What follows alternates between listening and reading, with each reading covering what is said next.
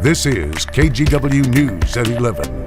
And thanks so much for joining us here at 11. We begin tonight with day 8 of the heat wave. Yeah, it's 11 p.m. and temperatures in Portland are still in the low 80s. So let's check in with meteorologist Joe Ranieri. And Joe, we really need some relief because these overnight temps just aren't giving it to us. Yeah, we haven't had a chance to cool off during this heat wave, and this is day 8, and tomorrow will mark day 9 with temperatures 90 or above. But I can tell you this, Brittany, we are going to be seeing some relief over the next couple of days. Temperatures across the metro area at 11 o'clock this evening are pretty warm, right around the upper 70s to low 80s. 80 in Scappoose, that's the warm spot so far. A little bit cooler the more west you go outside of the metro area. The Dalles, you're still seeing some warm conditions with a temperature of 91 degrees. Pendleton is at 85 degrees. So as we go hour by hour here the next few hours, we'll be seeing temperatures cool off a little bit into the low to mid 70s by 5 a.m. and into 7 a.m. That's basically when we hit our lows for the night, right around 68, 67 degrees. And that's basically where we've been sitting the last several nights, right around the upper 60s for overnight lows. You get the idea. It doesn't give me a chance to cool off at all. Here's a live look now from our Wells Fargo camera. Temperature of 77 degrees at this hour. Winds are pretty light coming in from the northwest, but we can call this heat wave historic now. We can say that because the last 7 days have been 95 degrees or warmer. That's a new record. Records go back to the early 40s at the Portland International Airport. The last 6 nights, again, overnight lows have been right around the upper 60s. Tomorrow could mark the 9th day in a row with temperatures 90 or above, and I am forecasting highs right around 90 degrees. Now, we've been talking about how things will start to improve. We're already seeing evidence of that. All the watches and warnings have been sitting throughout basically the west side of the state for the last week. The excessive heat warning has expired a couple of hours ago. Now the concern is going to be the fire danger throughout Bend and Redmond. They're still going to be seeing the chance to see record-breaking temperatures tomorrow. Along with those record-breaking temperatures, there's a chance to see more thunderstorms, and that's what we have been seeing here all afternoon and evening. We'll talk more about that in your detailed forecast. All right, such an important point there. Thanks so much, Joe.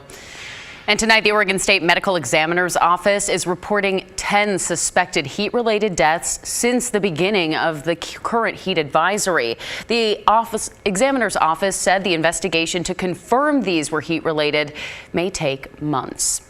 And just a reminder, during the heat, if you or someone you know doesn't have access to AC and needs help staying cool, we have a growing list of cooling centers and tips on KGW.com. Just text the word HEAT to that number on your screen, 503-226-5088, and you will get that link sent right to your phone. We're all in this together. We like to say, fire does not recognize lines on a map, and neither should the response. Oregon firefighters are in Northern California tonight, helping with the fast-moving McKinney fire. It started in Klamath National Forest Friday and has exploded in size to 80 square miles. An Oregon State representative was camping in the area this weekend and had to escape in the middle of the night as winds picked up and ash started raining down. You could hear it coming, the first blast of wind, and kind of went, is this a tornado? What is even happening? The unpredictability of wildfires creeps too close for comfort for campers near the Oregon-California border.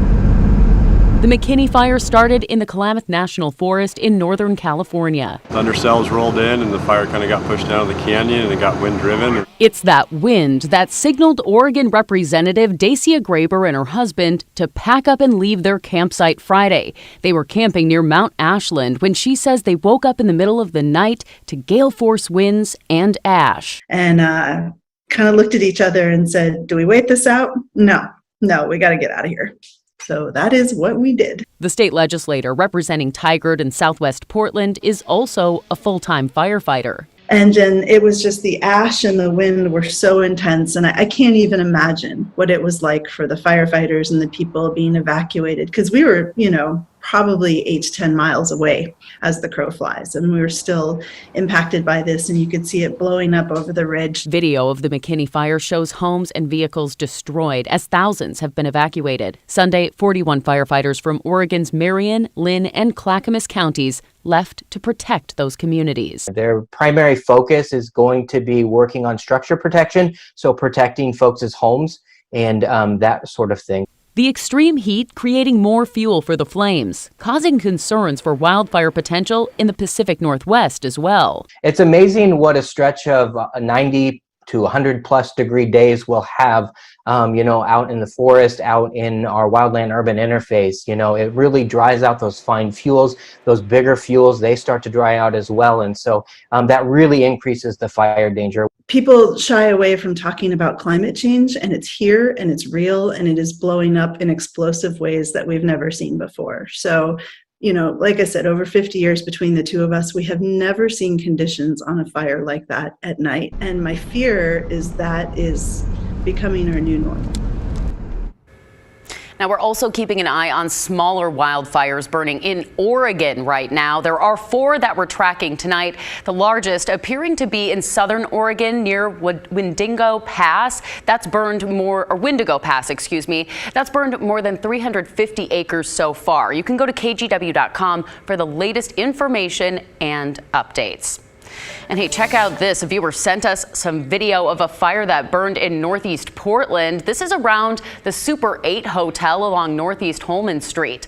Portland Fire said it was about 50 by 50 feet, and they couldn't determine what caused the fire. We will, of course, update you when more information becomes available. And all right, as it continues to be warm, summer's here, double check your sunscreen because there's a recall for this one at the stores. 3 batches of Banana Boat hair and scalp sunscreen have been recalled due to the presence of benzene. That's a carcinogen, which means long exposure to the chemical could be cancer causing. The recall applies to 6-ounce cans of the spray with expiration dates of December 2022, February 2023, or April 2024. No additional batches of the hair and scalp spray or other Banana Boat products are affected by this recall, and there have been no adverse reactions reported. Well, now to an update on explosions and a shootout between police and a man in McMinnville yesterday. Police identified him as 32-year-old Dylan Joseph Cashman.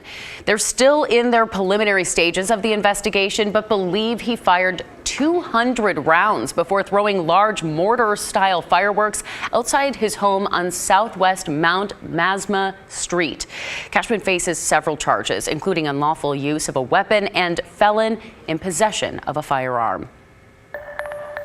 Another Starbucks has temporarily closed due to safety concerns. These right here are photos from the damages seen at the Starbucks on Northeast 39th and Sandy Boulevard. A spokesperson said the timeline for reopening is still being worked out. This comes just a few weeks after 2 Starbucks in Portland were temporarily closed earlier this month.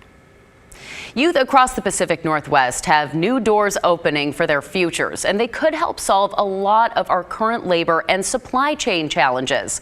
Galen Etland shares how programs are flourishing at a time when our communities need them the most. From tech and aerospace to manufacturing, many job skills are in high demand but short supply. I've seen the disparities in education in our youth. Dina Perot is founder of iUrban Teen, a Pacific Northwest-based nonprofit connecting minority and low-opportunity youth with professional skills. To make them aware of what these opportunities are, the infinite possibilities for them. From hands-on field trips to tech and transportation companies to writing workshops and coding classes. We need opportunities like this. Youth like Marissa Spires see immediate benefit. For scholarships, it's been useful in so many ways. Marissa has participated in iUrban Teen programs for about 7 years and is now a paid intern. This summer, she attended a program about supply chain issues. Just let your curiosity take you somewhere. The world is kind of upside down, but has so many critical needs right now. And it sounds like these programs really have that finger on the pulse to see here's all these directions where you could thrive in a difficult situation. Definitely. And it improved my skills a lot. All youth are welcome, and programs are free, thanks in part to funding from former Seattle Seahawks player Bobby Wagner. Over the last 10 years, we've worked with over 12,000 youth since we started. Dina's vision has drawn people in. Families stay with us year after year. With a roughly 86% retention rate, some students continuing through college once they've found the path that inspires them. Meaningful to come back and make sure that students like me can value these opportunities like I have. Now, STEM programs continue this summer and into the year, covering cybersecurity, space, and so many other topics. iUrban Teen is looking for volunteers and coding instructors, as well as youth who would like to learn or even get paid as interns. We'll have more information linked on KGW.com. And in the meantime, Brittany, I'm so thankful to make that my final story. It's a positive one. It has been so meaningful to work here with you and this team here at KGW, the station I grew up watching. I don't even know what to say.